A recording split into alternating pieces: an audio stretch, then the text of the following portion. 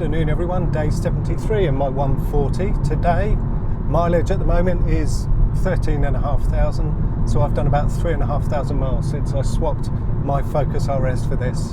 So having come from a year and a half and 19,000 miles in my Focus RS, and having now done 3,500 over the course of a couple of months, what have I discovered about this car? How does it differ to the RS? First thing to mention, the heated seats in this thing compared to the RS.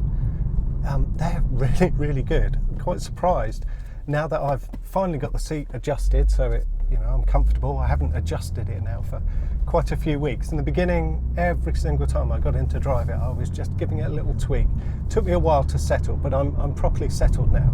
So I've got the thigh extension right out as far as it will go. And what really surprised me was that thigh extension actually gets warm. In the RS, the heating in the seat seemed to be kind of restricted and limited to just a couple of panels, one across the small of the back and one across the middle of the seat base. But in this, the entire seat base, including that extending panel, and also on the back, it seems to go right up to where the shoulders are. So the heated seats, yeah, really nice. I don't think they get quite as hot, but no, they're good. Another thing discovered is comfort entry. Now that's not comfort access, that's not keyless entry, but the comfort entry, the setting that you can do in the infotainment system there, in the iDrive.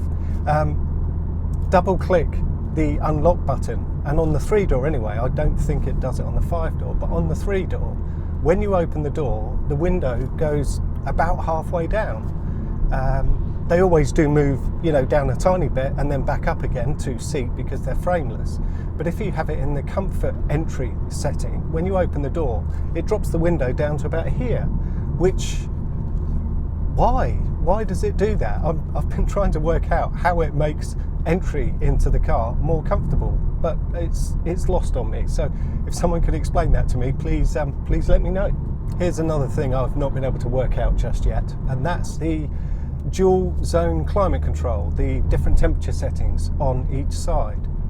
In the RS, you could have it set so that they were linked, and as a driver, if you changed your side, it changed the other side as well. I've not found that in this. Can you do it? Can you link the two sides so that adjusting one adjusts the other? Because usual OCD, like if you've got numbered volume, having to have it on an even level. The OCD, got to have them both the same. Not comfortable unless my wife's there, in which case she has it cranked right up.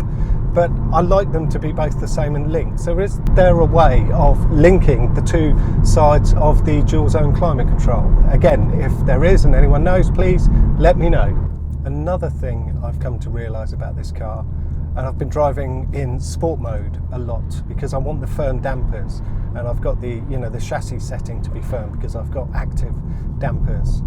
So I'm driving in sport mode all the time with the chassis set to sport, and the steering, the way it weights up, the way it gets heavier. Now, a bit of weight is appreciated, but it just feels so artificial. It doesn't feel, I imagine it should feel like, or what I would hope it feels like, is the standard steering, but with a bit less assistance.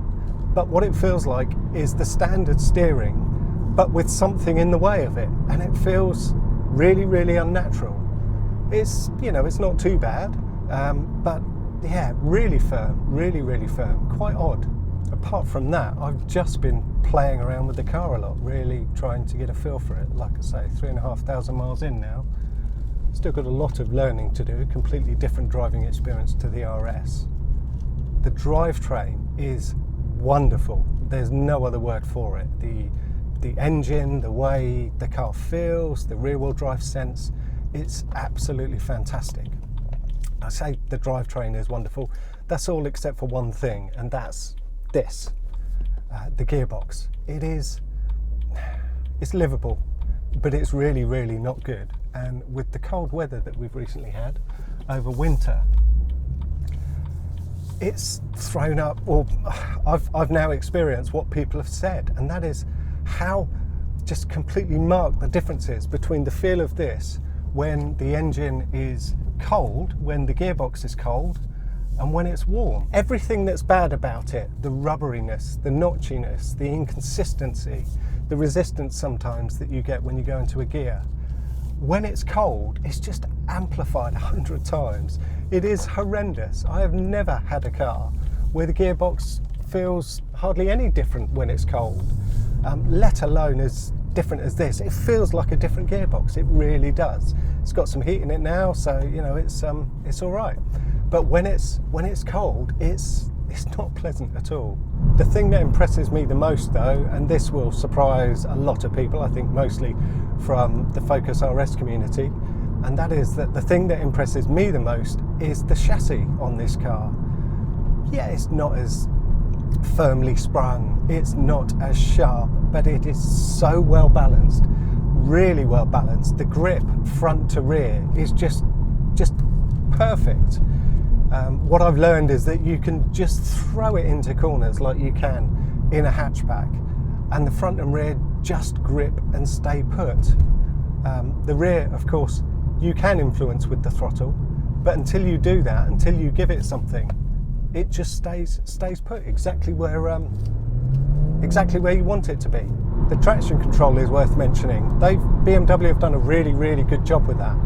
Yeah, it can be quite abrupt when you're accelerating in a straight line and you feel the car kind of going and then holding back and going and holding back. But especially when cornering, it seems really well judged. So the game that I like to play with the car is just try and drive it without the traction control intervening. Leave it fully on in sport as it is now, but try and drive without getting that light flashing, but having, you know, maximum progress. If it comes on, it's the car telling me I should have been smoother or I was going too fast. So on particular roundabouts or corners, I have been known to turn around and have another go. And especially coming out of roundabouts, I get some epic exits, completely hooked up and with the back of the car just having a little bit of movement. Now it is a lot of fun when you turn the traction control off, but that's when it all starts to fall apart a little bit, because it does quite often go into one-wheel drive as it just lights the inside rear wheel. All falls apart. Fitting that limited slip diff to this car that I've got sat in my shed can't happen soon enough. I can't wait for that. That's it for this one. If you liked it or found it useful, please do give it a thumbs up. Hit that subscribe button if you haven't already, and please do subscribe. It helps keep the motivation going. These things aren't 5 minutes to make. It takes some time and effort. I enjoy the creative process, but I also enjoy the feedback, good and bad. So please do, if you haven't, hit the subscribe button, see where my journey with this car takes me. But yeah, that's it. Thank you very much for watching, and I'll see you in my next video.